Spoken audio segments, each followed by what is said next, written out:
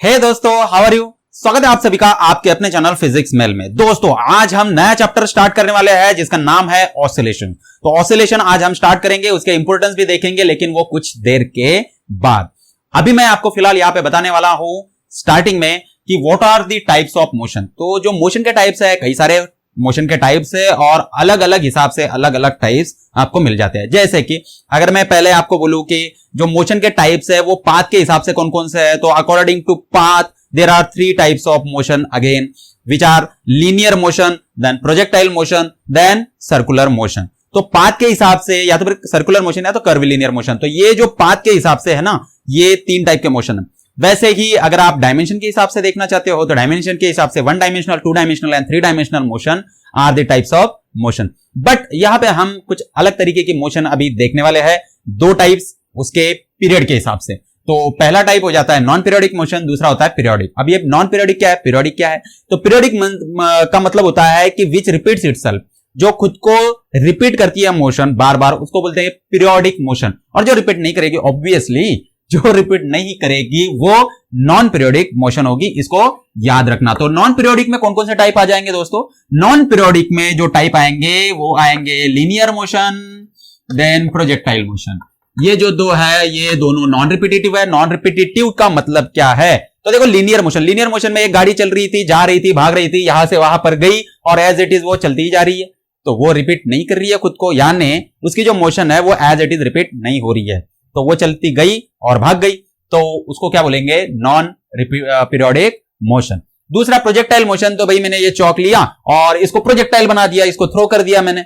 Okay, तो ये जो मोशन है इसको हम बोलेंगे प्रोजेक्टाइल मोशन। तो ये जो प्रोजेक्टाइल मोशन है ये नॉन रिपीटेटिव मोशन है। क्यों? क्योंकि ये रिपीट नहीं करेगी। भाई मैंने एक बार उसको फेंक दिया तो उड़ के थोड़ी रिपीट आएगा, आके फिर से थोड़ी फेंकेंगे। हाँ, मैं कर सकता हूं, मैं जा सकता हूं, मैं उसको ले सकता हूं, फिर से उसको फेंक सकता हूं, तो ठीक है, इट डजंट मैटर। तो जो वो बात अलग है, बट जो प्रोजेक्टाइल मोशन है खुद होके वो रिपीट नहीं होगी, इसलिए वो भी नॉन रिपीटेटिव मोशन है। But some motions are there which are periodic in nature, like the circular motion. तो जो सर्कुलर मोशन है, सर्कुलर मोशन में क्या होता है कि एक ऑब्जेक्ट यहां से निकला, घूम के फिर से यहां पे आ गया। So this motion is called repetitive motion और सर्कुलर मोशन। तो circular motion is a motion which is repetitive nature. वैसे ही रोटेशनल मोशन, तो कोई जो बॉडी है वो रोटेट कर रही है, जैसे टॉप है ना, तो आप खेलते हो ना, या तो फिर बचपन में खेले होंगे, तो ये जो टॉप है ये घूम रहा है, रोटेट कर रहा है। तो this rotational motion is also repetitive in nature, क्योंकि वो भाई कुछ फिक्स पीरियड के बाद, फिक्स टाइम के बाद खुद के मोशन को रिपीट कर रहा है। ठीक है, घूम रहा है ना, तो देखो यहां से निकला, ऐसे गोल घूमा, रोटेट किया, फिर से रोटेट किया, फिर से रोटेट किया, फिर से रोटेट किया। It is repeating itself after a fix interval of time. Fix interval of time के बाद वो क्या करती है? मोशन खुद को रिपीट करती है। That's why they are called periodic in nature. तो ये तो हो गई बात पीरियोडिक मोशन की। अब देखो पीरियोडिक मोशन में भी जो कई प्रकार के मोशन है उसको हम कंसिडर कर सकते हैं, जैसे कि a girl swinging on a swing. तो एक गर्ल है जो स्विंग पे बैठी है, तो वो स्विंग कर रही है, तो वो भी कौन सी मोशन है? पीरियोडिक मोशन है। और भी एग्जांपल्स देने हैं, तो earth moving around the sun, तो वो गोल गोल घूम रही है और 365 days it takes, so its period is 365 days. उसको पीरियड बोलते हैं दोस्तों। देखो पीरियोडिक मोशन यानी रिपीट कर रही है, तो जितना टाइम उसको रिपीट करने के लिए लगता है उसी को आप क्या बोलते हो? टाइम पीरियड बोलते हो। ठीक है, तो अर्थ रोटेट रिवॉल्व कर रही है अराउंड द सन, तो उसको 365 डेज लगते हैं, इसलिए उसकी जो पीरियड है वो, उसका जो पीरियड है उसको क्या बोलेंगे? 365 डेज। तो 365 डेज उसका पीरियड है और वो 365 डेज के बाद में खुद को रिपीट करती है अगेन अगेन। वैसे ही वो जब रोटेट करती है तब भी वो 24 आवर में रोटेट कर रही है, रिपीट कर रही है खुद को, है ना। 24 आवर में फिर से वो खुद को रिपीट करती है और वही मोशन परफॉर्म करती है, रोटेशन फिर से परफॉर्म करती है। That's why it is also periodic motion. और उसका जो टाइम पीरियड हो गया, कितना हो गया? 24 आवर्स। ये हो गया उसका टाइम पीरियड। आगे आपको समझ में, तो ऐसे कई सारे एग्जांपल्स है जो आप दे सकते हो, लेकिन अभी इसमें भी टाइप है, जैसे कि पीरियोडिक में सर्कुलर मोशन एक टाइप हो गया, रोटेशनल मोशन एक टाइप हो गया। वैसे ही तीसरा टाइप है दोस्तों जो हम यहां पे पढ़ने वाले हैं, वो है oscillations. So what do you mean by oscillations? तो ये ऑसिलेशन जो है ना, उसको समझना बहुत इंपॉर्टेंट है हमारे लिए। क्यों इंपॉर्टेंट है? क्योंकि भाई इस पे सारी जो चीजें है वो डिपेंडेंट है, बहुत सारी जो चीजें है वो डिपेंडेंट है, उनको स्टडी करना है तो ऑसिलेशन तो स्टडी ही आपको करना पड़ेगा। अच्छा ये क्यों करना पड़ेगा, चलो अभी बताता हूं आपको। देखो बहुत सारी ऐसे फिनोमेनन है जो ऑसिलेशन पे डिपेंड करती है। पहले समझ लेते हैं कि what do you mean by oscillation. Oscillation का मतलब होता है टू एंड फ्रो मोशन, लेकिन ये टू एंड फ्रो मोशन कैसी होगी? रिपीटेटिव होगी, पीरियोडिक होगी, to and fro motion but repetitive. तो आप सिंपली क्या कर सकते हो, एक बॉय है वो स्टेप पे चढ़ रहा है, ठीक है, ऊपर चढ़ गया, फिर से नीचे उतर गया, फिर से ऊपर चढ़ा, फिर से नीचे उतरा, फिर से चढ़ा, फिर से उतरा। अब ये जो मोशन है ना, दैट मोशन इज कॉल्ड कौन सा? To fro, to fro, to fro, that is called oscillation. Okay, तो वो ऑसिलेशन है। वैसे ही सिंपल पेंडुलम की बात करें तो पेंडुलम आपको पता ही होगा, आपके घर पे तो होगा। अगर आपके घर पे दीवार है, दीवार पे एक घड़ी लटकी है बड़ी सी, जिसमें एक स्ट्रिंग है, एक बॉब है, और वो टिक टिक टिक टिक टिक टिक करके चल रहा है, तो उसको आप बोलते हो क्या? ऑसिलेशंस, है ना। इसको क्या बोलते हैं? इसको पेंडुलम, हाँ सॉरी, इसको पेंडुलम बोलते हैं। उसकी जो मोशन है उसको क्या बोलते हैं? ऑसिलेशंस। तो ये जो है ना, ये पेंडुलम है, ये सिंपल, ये जो है इसको बॉब बोलते हैं, इसको स्ट्रिंग बोलते हैं, और ये जो है ना पूरा सिस्टम, इसको क्या बोलते हैं? पेंडुलम बोलते हैं। तो ये पेंडुलम टिक टिक टिक टिक टिक टिक कैसे मोशन हो गई? To and fro, to and fro, to and fro. तो ये भी इसका एक एग्जांपल है। वैसे ही अभी वाइब्रेशन ऑफ स्ट्रिंग है ना, देखो अभी आप इसको पेंडुलम को स्टडी करोगे तो आपको घड़ी का जो पूरा मैकेनिज्म है वो समझ में आएगा, टाइम का मैकेनिज्म पूरा समझ में आएगा। तभी तो समझ में आएगा जब आप इसको स्टडी करोगे, नहीं तो नहीं समझ में आएगा। तो इसके लिए ऑसिलेशन, उसकी जो मोशन है उसको समझना जरूरी है।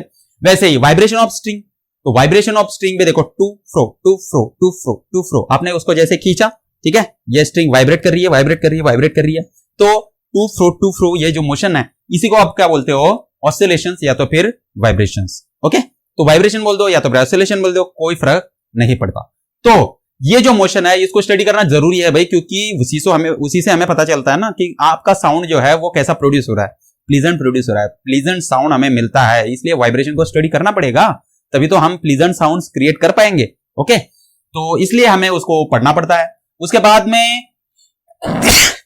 इसके बाद में आप देखोगे कि जो ये होता है अपना रॉड होता है। अगर आप रॉड को हीट करते हो, एक साइड में आपने रॉड को हीट किया तो क्या होगा? तो वहां पे जो एटम्स है, सॉलिड है ना वो, तो सॉलिड में जो एटम्स है वो क्या करते हैं? जैसे उनको हीट मिलती है तो वो क्या करते हैं? वाइब्रेट करते हैं, टिक टिक टिक टिक टिक, है ना, तो वो वाइब्रेट करने लग जाते हैं। तो जब वो वाइब्रेट करते हैं तो वो एनर्जी ट्रांसफर करते हैं, यानी हीट को ट्रांसफर करते हैं। तो हीट ट्रांसफर में भी ऑसिलेशंस है, that oscillations are oscillations of the atoms, understood. तो वहां पे ऑसिलेशन ऑफ एटम्स है। वैसे ही आप देखोगे कि जो टीवी के सिग्नल आते हैं या तो मेरे मोबाइल के सिग्नल आ रहे हैं, आपने मोबाइल तो आजकल हर कोई यूज करता है, अभी भी आप मोबाइल पे ही देख रहे हो ना वीडियोस। तो जो मोबाइल है उसमें जो इंफॉर्मेशन आ रही है वो information in the form of electromagnetic waves है, and that electromagnetic waves create actually oscillation. Electromagnetic wave जब आती है तो वो ऑसिलेशन एंटीना में क्रिएट करती है, इलेक्ट्रॉन जो एंटीना में आपके इलेक्ट्रॉन्स है उनमें ऑसिलेशंस वो क्रिएट करवाती है, और वही होता है आपका करंट। ओके, वैसे ही जब आप एंटीना से इलेक्ट्रोमैग्नेटिक वेव क्रिएट कर रहे हो तो वो भी वहां पे क्या कर रहा है? इलेक्ट्रॉन ऑसिलेट कर रहे हैं, और उसकी वजह से ही इलेक्ट्रोमैग्नेटिक वेव तैयार हो रही है, और वो इलेक्ट्रोमैग्नेटिक वेव क्या हो रही है? तो वो सेंड हो रही है एनवायरमेंट में, ठीक है। तो और दूसरा जो रिसीवर है उसको वो मिलेगी। तो वहां पे भी जो इंफॉर्मेशन शेयर हो रही है, यानी मोबाइल के थ्रू जितनी भी इंफॉर्मेशन शेयर हो रही है, या आप बोल रहे हो, आप वीडियो भेज रहे हो, आप टेक्स्ट भेज रहे हो, जो भी कुछ है, that is also associated with the oscillations. Okay, तो इसलिए ऑसिलेशन पढ़ना बहुत जरूरी है, क्योंकि तभी तो हमें समझ में आएगा कि ये जो चीजें है वो क्या है और कैसे ये काम करती है। तो इसलिए ऑसिलेशन को पढ़ना बहुत जरूरी है। देखो मैंने बहुत सारे आपको एग्जांपल्स दे दिए, लेकिन भाई ऑसिलेशन तो पढ़ेंगे, लेकिन इसमें ऑसिलेटरी जो मोशन है उसमें भी हम कौन सी मोशन है उसको पढ़ने में इंटरेस्टेड है, तो हम हार्मोनिक मोशन को पढ़ने में इंटरेस्टेड है। तो हार्मोनिक मोशन या तो फिर इसको बोलते हैं हम हार्मोनिक ऑसिलेशंस। तो हार्मोनिक ऑसिलेशंस यानी क्या है?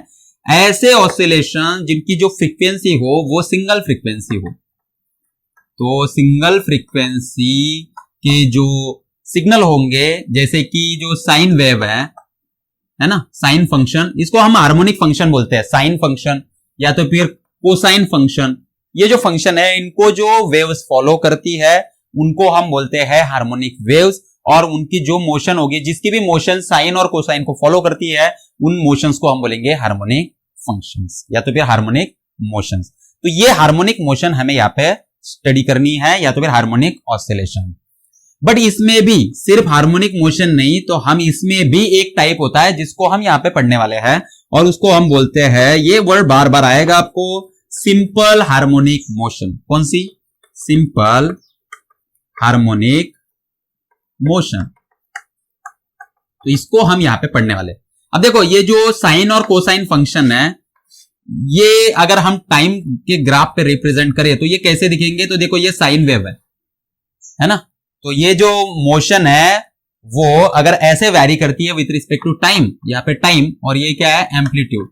तो एम्पलीट्यूड तो कुछ भी हो सकता है, प्रेशर हो सकता है, और भी कुछ हो सकता है। जैसे साउंड की बात करें तो ये प्रेशर होगा। ओके, तो ये जो मोशन है, यानी देखो अभी साउंड जब प्रोपेगेट करता है ना, तो वहां पे भी ऑसिलेशन ऑफ मोलिक्यूल्स होता है, एयर के मोलिक्यूल्स का ऑसिलेशन, और उसी की वजह से साउंड प्रोपेगेट कर रहा है। यानी आपको साउंड को स्टडी करना है तो भी आपको ऑसिलेशन स्टडी करना है। तो वहां पे जो ऑसिलेशंस होंगे, वहां पे जो एम्पलीट्यूड होगा, यहाँ पे ये देखो, ये जो एम्पलीट्यूड है, बाद में आपको धीरे धीरे मैं आपको बताऊंगा कि एम्पलीट्यूड क्या होता है, वेव में फ्रीक्वेंसी क्या होती है। अभी के लिए बस सुन लो, ठीक है। तो ये जो एम्पलीट्यूड यानी इसकी हाइट होती है, ठीक है। तो ये जो प्रेशर है वो वहां पे प्रेशर डिफाइन करता है कि आपका एम्पलीट्यूड क्या होगा। यानी एक्चुअली एम्पलीट्यूड किसका होता है? एम्पलीट्यूड यानी क्या होगा? वहां पे प्रेशर होगा, साउंड की जब बात चल रही है तो ये सब कुछ हमें यहां पे पढ़ना है, ठीक है। तो सिंपल हार्मोनिक मोशन क्या होगा? देखो साइन का मैंने आपको ग्राफ बना दिया विथ रिस्पेक्ट टू टाइम। ये साइन को फॉलो करता है, यानी देखो 0 डिग्री को 0 वैल्यू होती है, 90 डिग्री को मैक्सिमम वैल्यू होती है, और 0 डिग्री को, या सॉरी 180 डिग्री को इसकी जो वैल्यू है वो फिर से 0 हो जाती है। और ये साइन फंक्शन में ही होता है। साइन 0 की वैल्यू 0 है, साइन 90 की वैल्यू मैक्सिमम होती है, और साइन 180 की वैल्यू 0 होती है, यानी साइन को फॉलो करता है। वैसे ही कॉस वेव कुछ इस तरीके से दिखती है ना, तो कोसाइन को फॉलो करता है। ये दोनों भी टाइम ग्राफ, ऐसा ग्राफ जिसका भी आएगा वो सारे जो है उनको क्या बोलेंगे हम? हार्मोनिक मोशंस बोलेंगे। अब सिंपल हार्मोनिक मोशन यानी क्या है कि सिंपल हार्मोनिक मोशन में एक ही फ्रीक्वेंसी होगी और एम्पलीट्यूड भी सेम ही होगा। एम्पलीट्यूड यानी ये देखो उसकी जो हाइट है, तो हर एक की हाइट सेम ही होगी, तो हाइट भी सेम होनी चाहिए और फ्रीक्वेंसी भी सेम होनी चाहिए। ये जब होगा तो उसको क्या बोलेंगे हम? उसको हम बोलेंगे सिंपल हार्मोनिक मोशन। इसका अगर एग्जांपल मैं आपको दूं तो देखो ये जो है ये सिंपल हार्मोनिक मोशन है, क्योंकि इनका एम्पलीट्यूड सेम है, इनकी फ्रीक्वेंसी एक ही है। बट ये सिंपल हार्मोनिक मोशन नहीं है। देखो ये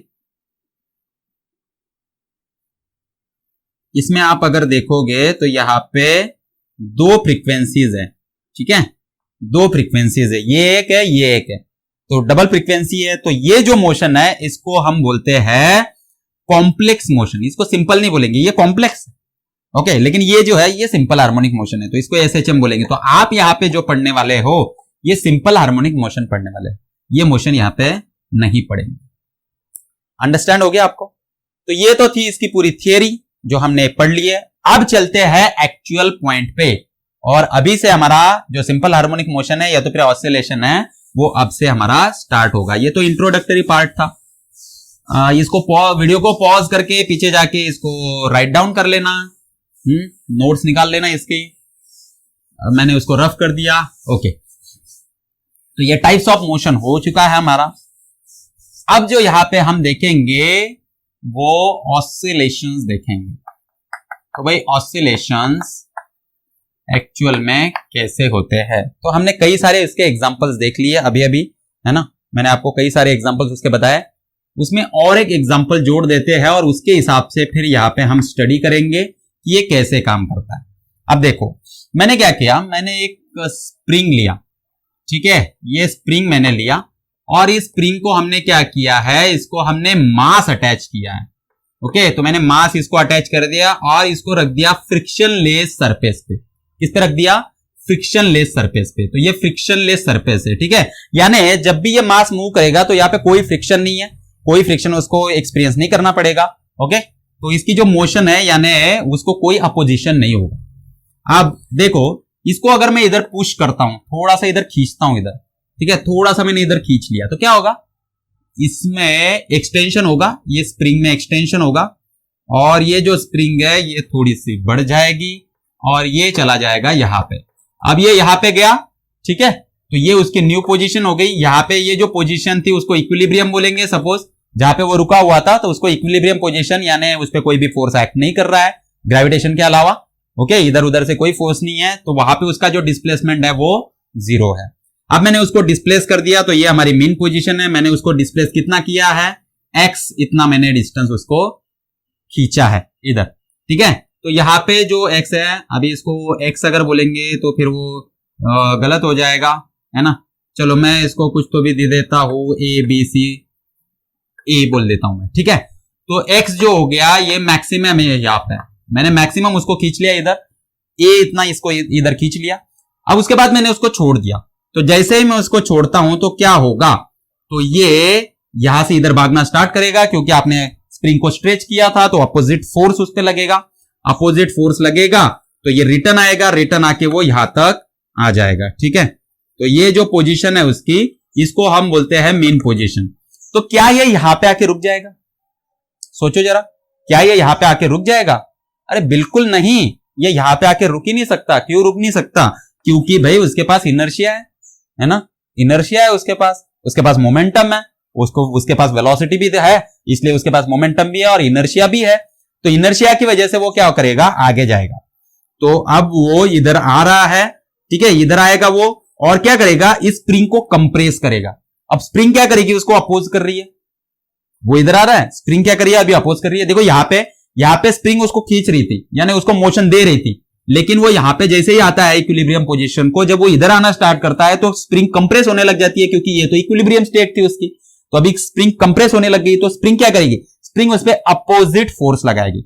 अपोजिट फोर्स लगाएगी तो उसकी मोशन धीरे धीरे स्लो होगा वो, ठीक है। यहां तक तो बड़े फास्ट तरीके से आ रहा था, उसको ऐसे लग रहा था कि मैं कितने भी यानी स्पीड से मैं भाग सकता हूं। बट यहां पे स्प्रिंग ने बोल दिया नहीं भैया, अभी नहीं, बस इतनी ही तेरी औकात है अब क्या हो जा, रुक जा। तो ये जो है ना, ये रुक गया, अभी इसको रोकने की कोशिश करेगी स्प्रिंग, तो स्प्रिंग हो जाएगी कंप्रेस और ये यहां पे आ गया। अब स्प्रिंग ने उसको इतना ये कर दिया है, अपोज कर दिया है कि ये अभी आगे आ नहीं सकता, लेकिन स्प्रिंग तो हो चुकी है कंप्रेस। तो स्प्रिंग क्या करेगी, उस पर उल्टा फोर्स लगाएगी। तो ये भले ही रुक गया तो यहां पे थोड़ी रुकेगा, ये इसको फिर से इधर पुश कर देगा, इधर पुश करेगा तो ये फिर से इधर रिटर्न जाना स्टार्ट करेगा और ये यहां से फिर से इक्विलिब्रियम पोजीशन को आ जाएगा। अब इक्विलिब्रियम पोजीशन को आ गया वो, तो क्या वो वहां पे रुक जाएगा? नहीं भाई, क्योंकि उसके पास इनर्शिया है और वेलोसिटी भी है, यानी मोमेंटम है। तो उसकी वजह से वो क्या होगा, वो इधर जाएगा। तो ये उसकी मोशन जो है ना वो चलती रहेगी, है ना। तो धोबी का कुत्ता ना घर का ना घाट का। तो एक बार इसको छोड़ दिया ये पुश करके, तो ये धोबी के कुत्ते जैसा इधर से उधर, उधर से इधर, उधर से, तो उसकी जगह पे भी रुक नहीं सकता वो अभी, है ना, क्योंकि उसके पास इनर्शिया है। तो यहां से यहां तक तो पुश होने की वजह से आता है वो, अट्रैक्ट, ये जो इसने उसको ये किया है, टेंशन दिया है, उसकी वजह से वो आएगा और यहां से आगे इनर्शिया की वजह से भाग जाता है। तो वो इसको प्रेस कर देता है, तो स्प्रिंग फिर से उसको बोलती है चलो भाई जाओ जाओ जाओ जाओ, है ना। तो ये फिर से रिटर्न इधर आता है। तो ऐसे वो उसकी मोशन चलती रहेगी। अभी यहां पे नोट करो कि ये जो है वो x = 0 को पोजीशन है, ये मैक्सिमम है, यहाँ पे 0 हो गया, फिर से इधर आएगा तो ये मैक्सिमम होगा, लेकिन लेफ्ट हैंड साइड में मैक्सिमम होगा। यानी अगर ये प्लस ए है, यहाँ पे x = +a है, तो यहाँ पे x = -a हो जाएगा, ठीक है, अपोजिट डायरेक्शन में। और यहाँ पे आएगा तो x = 0। ओके, अब देखो वेलोसिटी के बारे में बात करो, तो यहां से इसको हमने यहाँ पे खींचा था। अब जैसे हमने इसको छोड़ दिया तो यहाँ पे तो वेलोसिटी इसकी 0 थी, क्योंकि हमने इसको यहां तक लाया, स्ट्रेच किया और फिर छोड़ा। तो अब वेलोसिटी बढ़ेगी उसकी, क्योंकि वो इधर आ रहा है। यहाँ पे वेलोसिटी उसकी मैक्सिमम होगी, बराबर है, मैक्सिमम वेलोसिटी हो जाएगी। और जब इधर आएगा तो ये अभी स्प्रिंग क्या कर रही है, उसको पुश कर रही है, तो यहाँ पे वेलोसिटी 0, उसकी कम कम कम कम होते हुए यहाँ पे वेलोसिटी हो जाएगी 0। जब वो रिटर्न जाएगा तो भी जोर से इधर पुश कर रही है स्प्रिंग उसको, तो यहाँ पे फिर से उसकी जो वेलोसिटी है वो क्या हो जाएगी, मैक्सिमम हो जाएगी इस पोजीशन पे। और इधर जाएगा तो फिर से वो धीरे धीरे उसकी जो स्पीड है वो घटने लगेगी और यहाँ पे आके उसकी वेलोसिटी कितनी हो जाएगी, 0 हो जाएगी। और वो फिर से वही मोशन जो है वो रिपीट करेगा। अब ये जो रिपीटेटिव मोशन है उसकी वजह से इसको क्या बोलेंगे, इसको बोलेंगे पीरियोडिक मोशन। क्यों भाई, क्योंकि ये रिपीट कर रही है कितने टाइम में? तो फिक्स पीरियड ऑफ टाइम में, क्योंकि फ्रिक्शन नहीं है। फ्रिक्शन होता तो क्या होता? तो फ्रिक्शन अगर होता है तो इसकी जो मोशन है वो धीरे धीरे कम होती है, यानी ये जो डिस्टेंस वो ट्रैवल कर रहा है वो धीरे धीरे कम होते जाता है। देखो यहाँ पे जा रहा है, फिर कम हो जाता है, फिर और कम, फिर और कम, फिर और कम, और ये ऐसे ऑसिलेट करते हुए धीरे धीरे धीरे धीरे धीरे धीरे स्टॉप हो जाता है, जिसको हम डैम्पिंग बोलते हैं। उसको बाद में पढ़ाऊंगा मैं आपको, ठीक है, उसको हम डैम्पिंग बोलते हैं। तो अब यहां पे क्या होगा? तो वेलोसिटी देख लिया हमने डिस्प्लेसमेंट उसका देख लिया कि कितना होगा। अब देखते हैं कि भाई फोर्स के बारे में बात करते हैं। देखो यहाँ पे जीरो फोर्स था, यहाँ पे कुछ भी फोर्स नहीं था, तो जीरो फोर्स था यहाँ पे इक्विलिब्रियम पोजीशन में। अब मैंने उसको इधर खींचा, तो जैसे ही उसको मैं खींचता हूं इधर, ये जो स्प्रिंग है ना, स्प्रिंग में फोर्स क्रिएट होगा अपोजिट। तो मैंने अप्लाई फोर्स किधर किया था? मैंने इधर किया था अप्लाई फोर्स। मैं उसको इधर खींच रहा था, ठीक है, मैं इधर से हो जाता हूं, तो मैं उसको इधर से ऐसे खींच रहा था, ठीक है, मैंने उसको ऐसे स्ट्रेच किया। लेकिन उसमें ये जो स्प्रिंग है, स्प्रिंग में फोर्स जो क्रिएट हुआ वो अपोजिट फोर्स क्रिएट हुआ है। तो मैंने उसको इधर एक्सटेंड किया है, मैं इधर एक्सटेंड कर रहा हूं, और इस पे जो फोर्स लग रही है ना वो इधर लग रही है, पीछे के साइड में लग रही है। ओके, तो यहां पे जो फोर्स लग रहा है इसको हम बोलते हैं रिस्टोरिंग फोर्स। ये किसी भी स्प्रिंग में ये क्रिएट होता है। तो देखो मेरे पास यहाँ पे पेन होगा, टिकटॉक वाला पेन है, तो आपके पास भी ये पेन होगा टिकटॉक वाला, ठीक है। तो ऐसे पेन से आप स्प्रिंग निकाल लो, थोड़ा सा एक्सपेरिमेंट करने के लिए इसको स्प्रिंग को निकाल लो, ठीक है। मैंने इस पेन से अभी इसको इधर रख देता हूं, तो मैंने इस पेन से ये स्प्रिंग निकाल लिया है ना, दिख रही है आपको ये स्प्रिंग? तो ये जो स्प्रिंग है ना, इसको अगर आप ऐसे अगर इधर खींचते हो ना तो ये उल्टा फोर्स लगाता है। आप उसको इधर खींचोगे तो ये अपोजिट फोर्स लगाता है, ठीक है। और इसको अगर आप प्रेस करने की कोशिश करोगे तो ये उल्टा इधर फोर्स आपको लगाएगा। यानी देखो ये क्या कर रहा है, आप उसको इधर खींच रहे हो तो वो स्प्रिंग आपको उधर खींच रहा है, आप प्रेस कर रहे हो तो वो उल्टा फोर्स लगा रहा है, यानी इधर फेंक रहा है आपको। यानी क्या है, इसको भाई उल्टा करने की आदत है है ना, जैसे कई लोगों को होती है, तो इसको है ना उल्टा करने की आदत है। यानी आप उसको एक्सटेंड करोगे तो ये बोलेगा नहीं नहीं नहीं नहीं, मुझे एक्सटेंड नहीं करना, मुझे कंप्रेस करो, ठीक है, यानी मेरी जगह पे वापस लाओ, ठीक है। अब आप उसको कंप्रेस कर दोगे तो वो बोलेगा नहीं नहीं नहीं नहीं नहीं, आप अपनी जगह पे मुझे फिर से, यानी जितना मेरा एक्सटेंशन इक्विलिब्रियम पोजीशन है वहां पे छोड़ दो मुझे, ठीक है। यानी इसको उल्टा करने की आदत है। तो क्या हो रहा है, जरा अभी फिजिक्स के हिसाब से थोड़ा सा दिमाग लगाते हैं। फिजिक्स के हिसाब से अगर इसको दिमाग लगाएंगे तो क्या होगा, लेट अस सी। अब देखो मैं क्या कर रहा हूं, इसको एक्सटेंड कर रहा हूं, तो फोर्स तो लग रही है इधर, अप्लाइड फोर्स इधर है, ठीक है। रिस्टोरिंग फोर्स यानी जो इसमें क्रिएट होगी रिस्टोर करने के लिए, उसको बोलेंगे रिस्टोरिंग फोर्स। ये रिस्टोरिंग फोर्स इधर होगा, ओके। तो रिस्टोरिंग फोर्स इधर है और एक्सटेंशन किधर है, एक्सटेंशन तो इधर हुआ, तो एक्सटेंशन राइट हैंड साइड में, यानी डिस्प्लेसमेंट राइट हैंड साइड में, और जो फोर्स है वो अपोजिट डायरेक्शन में। देखो जितना आप एक्स बढ़ाओगे उतना उसमें अपोजिट फोर्स क्रिएट होगा।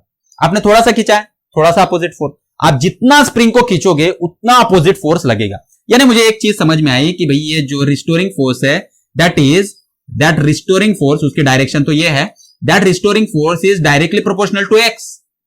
यानी जो डिस्प्लेसमेंट हो रहा है उसके प्रोपोर्शनल है, जितना ज्यादा डिस्प्लेसमेंट होगा उतना ज्यादा फोर्स लग रहा है। आप एक्सपेरिमेंट करके देखो, स्प्रिंग है आपके पास, आप एक्सपेरिमेंट करके देखो, जितना उसको खींचोगे उतना वो अपोजिट खींचेगी।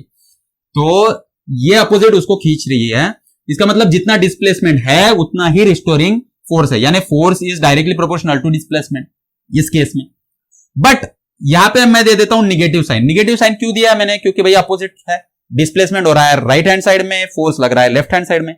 जब डिस्प्लेसमेंट लेफ्ट हैंड साइड में होगा तो फोर्स किधर लग रहा है, ये स्प्रिंग किधर पुश कर रही है इसको, उधर। देखो यहां पे फोर्स, देखो आपने डिस्प्लेसमेंट इधर किया है, अब डिस्प्लेसमेंट इधर है इक्विलिब्रियम से लेफ्ट हैंड साइड में, और फोर्स किधर लग रहा है इस पे, इधर। स्प्रिंग क्या बोल रही है, नहीं नहीं नहीं नहीं, इधर नहीं आना, उधर जाओ उधर जाओ उधर जाओ, तो ये रिटर्न जा रहा है। यानी हमेशा के लिए रिस्टोरिंग फोर्स अपोजिट डायरेक्शन में होगा एक्स के, एक्स जिधर है उसके अपोजिट डायरेक्शन में। तो ये डायरेक्टली प्रोपोर्शनल टू, तो इसलिए मैंने नेगेटिव साइन दे दिया कि भाई दोनों वेक्टर क्वांटिटी है, डिस्प्लेसमेंट वेक्टर क्वांटिटी है, फोर्स वेक्टर क्वांटिटी है, दोनों अपोजिट डायरेक्शन में। तो F R is equals to, अभी ये प्रोपोर्शनलिटी हटा दिया तो मैं वहां पे कांस्टेंट रख देता हूं कि, तो माइनस के एक्स, ये मुझे मिल गया।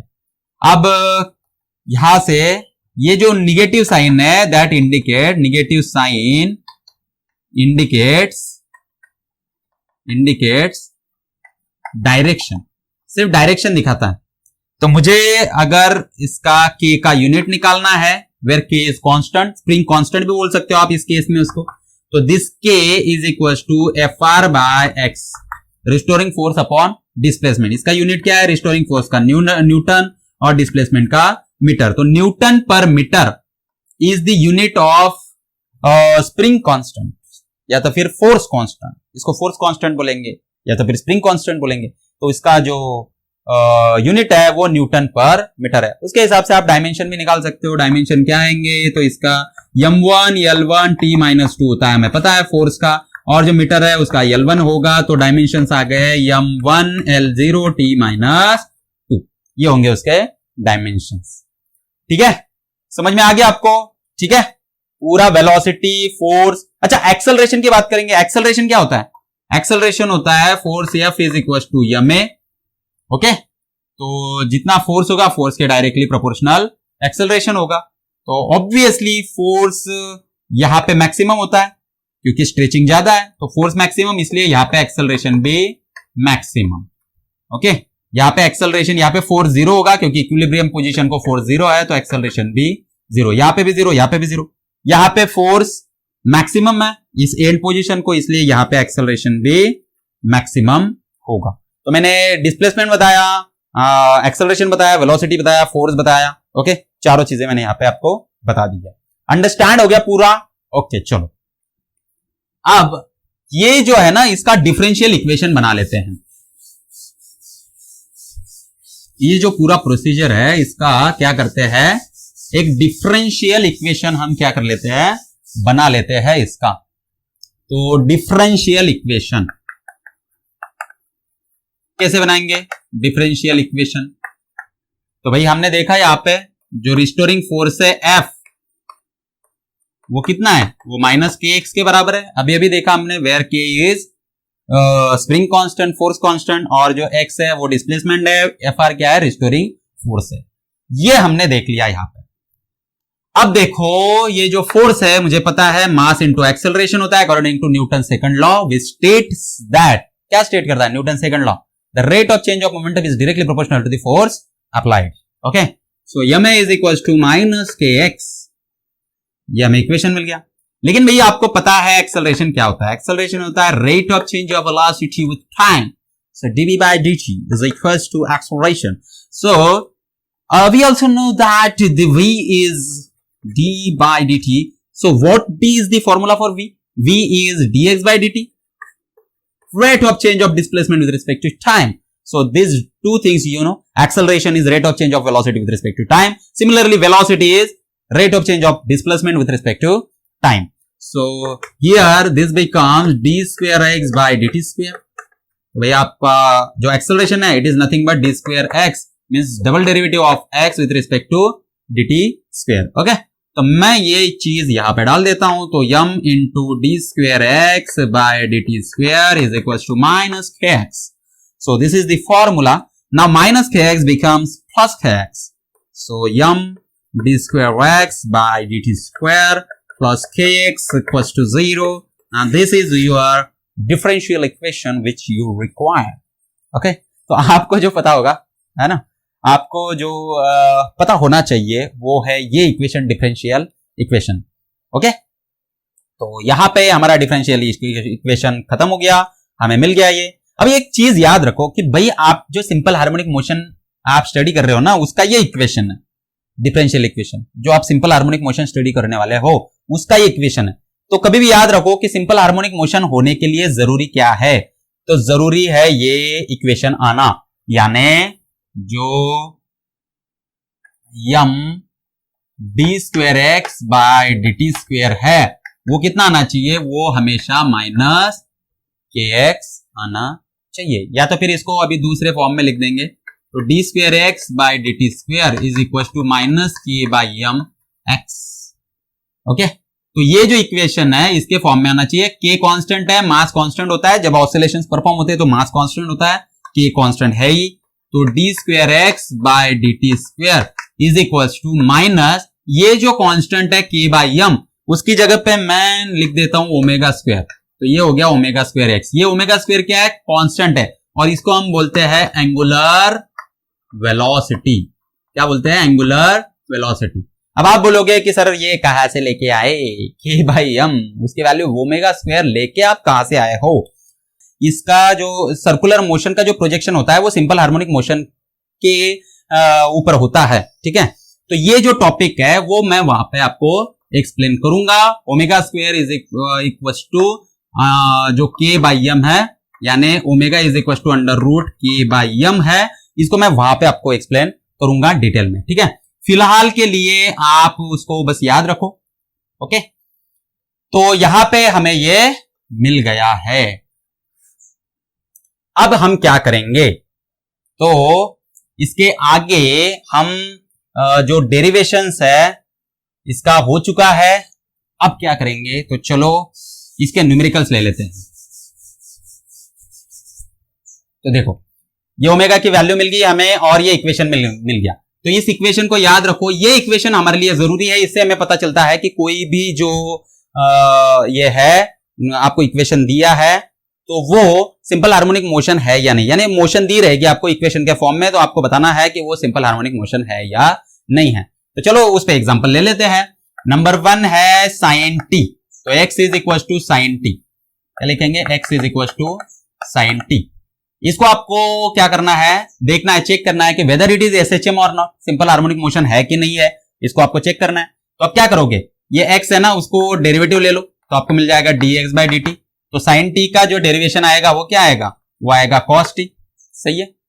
अब इसका स्क्वायर कर दो, सॉरी स्क्वायर नहीं, फिर से डबल डेरिवेटिव ले लो। तो ये आएगा d square x by d t square, यहाँ पे डी टी होना चाहिए। तो डी टी स्क्वायर मैंने डबल डेरिवेटिव ले लिया, फिर से डी बाई डी टी से उसको डिफरेंशिएट कर दिया। तो इसका जो डिफरेंशिएशन आएगा माइनस साइन टी आएगा, is equal to minus of, अब ये जो साइन टी है ये किसकी वैल्यू है? ये एक्स की वैल्यू है, तो मैंने इसको लिख दिया यहाँ पे।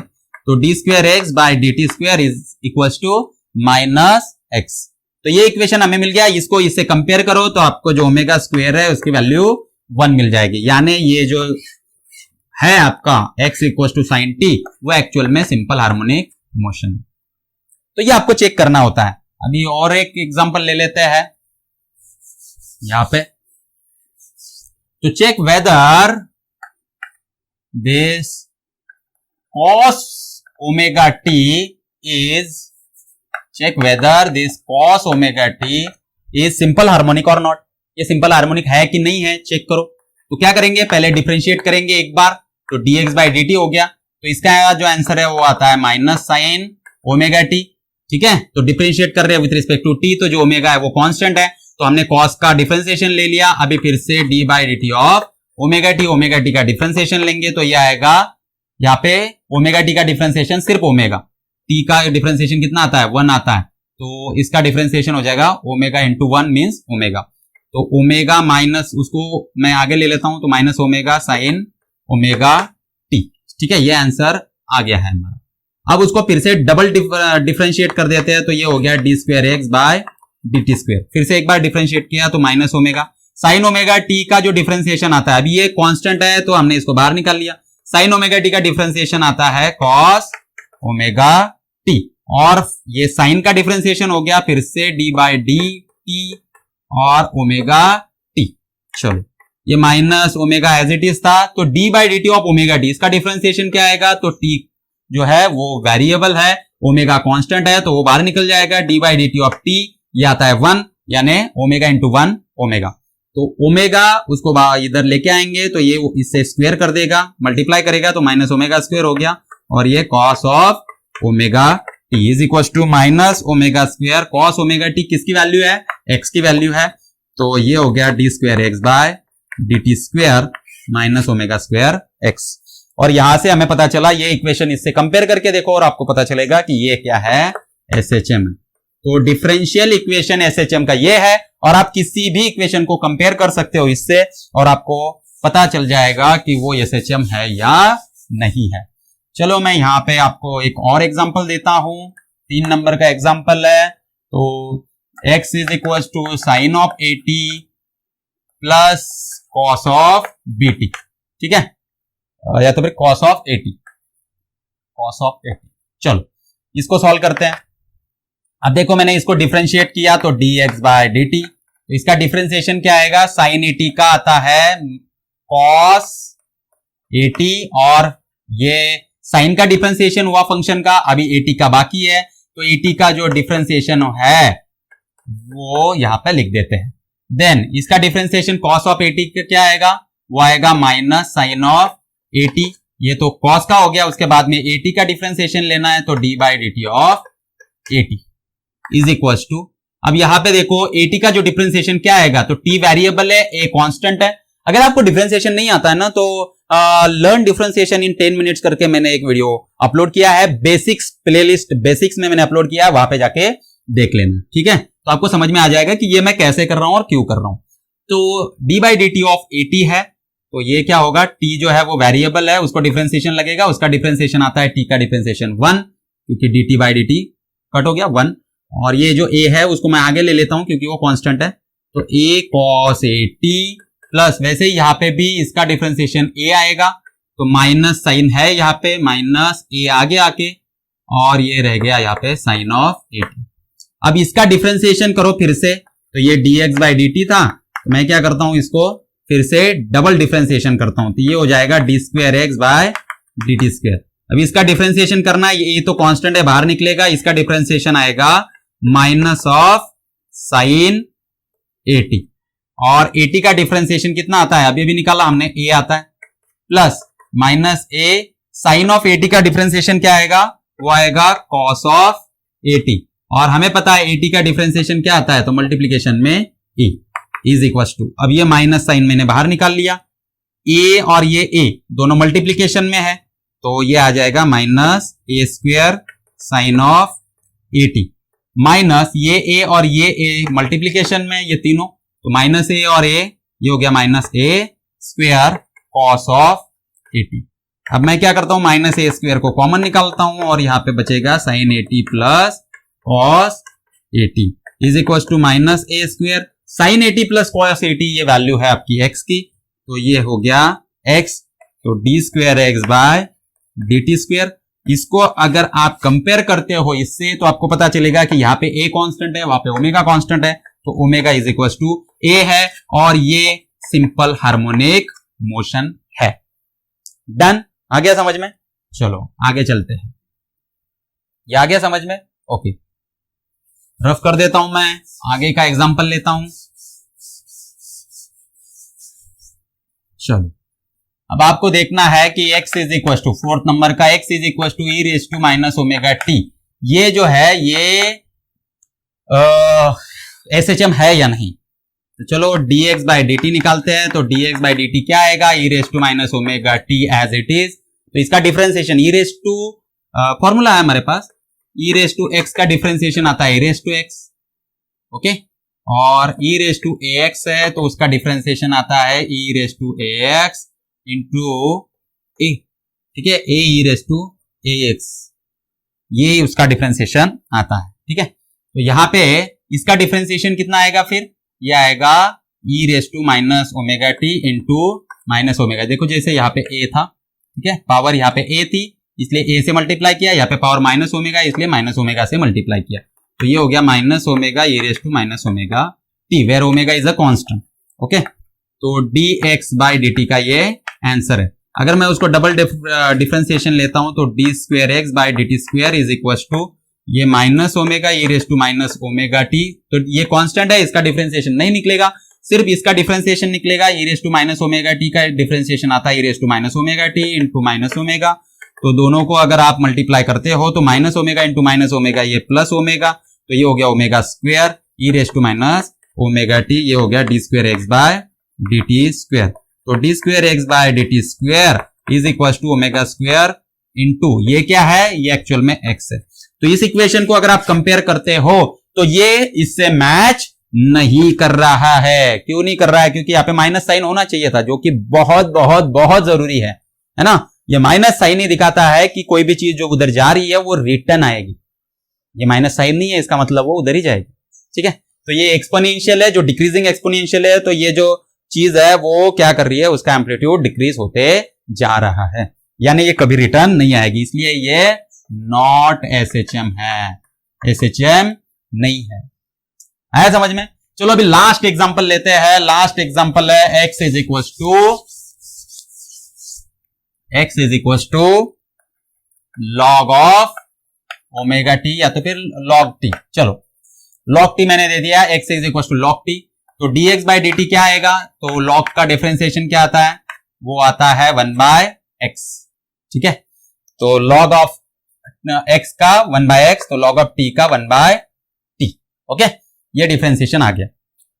अब d square x by d t square, इसका डिफरेंशिएशन क्या आएगा, तो ये एक्चुअल में है t टू द पावर -1, तो उसका डिफरेंशिएशन, तो वो d by d t of t raise to -1, इसका डिफरेंशिएशन क्या आता है, तो आपको फॉर्मूला पता होगा डिफरेंशिएशन का, d by d x of x raise to n is equal to n x raise to n -1, तो इसकी पावर -1 है, आगे आ जाएगी और t की पावर हो जाएगी -1 यानी -1 t रेस टू -2 यानी -t रेस टू -2, तो D square x by d t square ये जो है ना, ये कहीं पे भी इससे मैच नहीं कर रहा है, इसलिए ये भी नॉट एसएचएम है, तो ये भी एसएचएम नहीं है। तो आगे दोस्तों आपको समझ में कि ये जो है ये किस तरीके से परफॉर्म होता है। कोई भी जो आपको इक्वेशन दिया है वो ऑसिलेटरी मोशन को रिप्रेजेंट कर रहा है या नहीं कर रहा है, यानी एसएचएम को, सिंपल हार्मोनिक मोशन को रिप्रेजेंट कर रहा है या नहीं कर रहा है, ये आपको इससे पता चल जाएगा। सिंपली डबल डेरिवेटिव ले लो और आपको पता चल जाएगा। ओके, तो चलो दोस्तों हम यहां पे रुकते हैं, और अगर आपको ये अच्छा लगा है लेक्चर आज का तो कमेंट करना ना भूलिए। ठीक है, तो चलो यहां पे रुकते हैं। Thank you very much.